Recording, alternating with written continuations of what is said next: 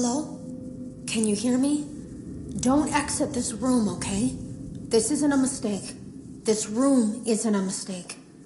I had to hide these logs away from the core gameplay files, in a place that only a beta tester would look, and in a place where the files could be protected. I just really hope that the next development team finds this before the game is released to the public. This game has some kind of malicious code in it that we haven't been able to fully contain or even understand for that matter. We're over budget and out of time. But that's not the reason that we're shutting down. Listen, I have to keep this short so the file size will be small enough to fly under the radar. There are more. They may not be in order. I saw it for the first time today. There was a character I couldn't make out who it was, standing at the end of the hall. I thought it was just bugged out, so I made a note of it and kept playing.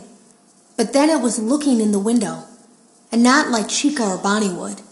It was like it was actually looking in the window, seeing what I was doing.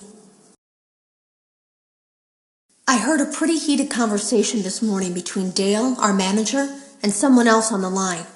It really feels like this project is in trouble, in no small part because of the lawsuit, I'm sure. There has to be a lawsuit, there's no way there isn't. It happened in this building just a few doors down from me. I think it's made worse by the fact that Jeremy tried to tell us something was wrong. But as a dev team, we all just saw it as a challenge to find what the problem was and fix it. Who could have known that? I have to go. Have you ever heard of a guillotine paper slicer? It sounds made up, but it's an actual piece of office equipment. I didn't even know we had one in the supply room. I guess they're more common at businesses that do a lot of graphic design work. I remember seeing one when I was still in school, and even then, I knew how dangerous it looked. I was always afraid of losing a finger. That seems so silly now. Jeremy used to do design work. I guess that's how he knew it was there. The drawers have been emptied out. Someone was here. I don't think it was spring cleaning either. No. There was plastic on the floor. Someone was definitely here during the night. It had to have been the client. I mean, they sent us that stuff in the first place with no explanation, told us to scan it, said it would expedite the process so we wouldn't need to program any pathfinding ourselves. It was a budget thing, I guess. It was just junk. Circuit boards and things like that. Looked pretty old. Somehow, though, there was usable code on some of it. It seemed to take hold by itself. Things started changing. But then, he started appearing. At least that's what Jeremy said. I came in early that morning. No one else was there. At least that's what I thought. The supply room was lit. I didn't even notice Jeremy standing in the testing room as I walked past. The supply room was so bright, glowing from all the way down the hall. Jeremy complained of nightmares when he came in this morning. He wasn't talking about it like someone telling a friend about his dreams, though.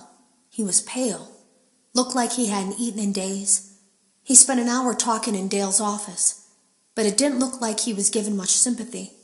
When he came out, he went directly back to the testing room. He doesn't even jump anymore. Nothing scares him. He just stands there like he's talking to someone. Sometimes he rocks from side to side. We were told to leave him alone. I knew I was in line to do the testing next. They'd been prepping me for it. I guess they knew that Jeremy would need to be replaced soon. You can always tell when a company is getting ready to fire someone. They start giving out written warnings for silly things, making sure to build a paper trail and make a case for a firing. Things that normally no one would care about suddenly become grave offenses, all worthy of being written and documented. I guess it works two ways, because it also encourages a person to quit rather than be scrutinized so heavily. I think Jeremy was too far gone to consider that option, though. The thing about it is that I don't think they were going to fire him because of anything he was doing wrong. They just knew he'd seen something. They needed to discredit him. There was something that looked like a Halloween mask laying on the floor. I didn't understand. Ink must have spilled. It was only then that I heard a shuffle from the testing room and realized Jeremy must be there. I went back and peered in the window. I couldn't see his face. He had the visor covering his head. He had ink spilled on himself as well. The front of his shirt looked black in the dark room. He turned his head in my direction, but I don't think he knew I was there.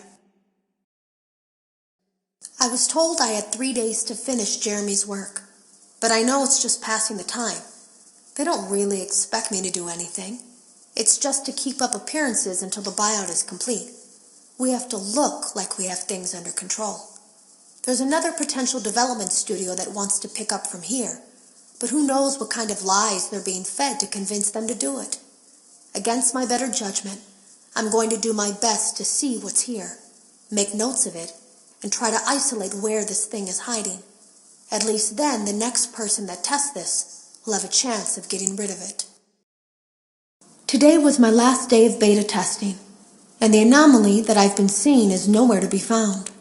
But after inspecting some of the files, it seems that it's attached itself to these logs.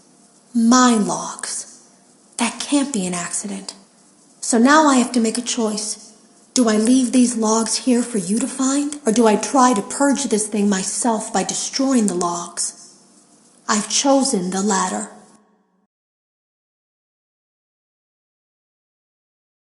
I can't delete them. By creating a protected area to store these logs apart from the game, I effectively gave this thing a safe place to hide itself. It's in here now. I may not be able to delete it, but I might be able to do something else now that it's attached itself. I have an idea. They lied to us. They lied to all of us. They told us that the whole point of this VR game was to undo the bad PR done by a rogue indie game developer who supposedly made up a bunch of crazy stories that tarnished the brand. But that's not true at all.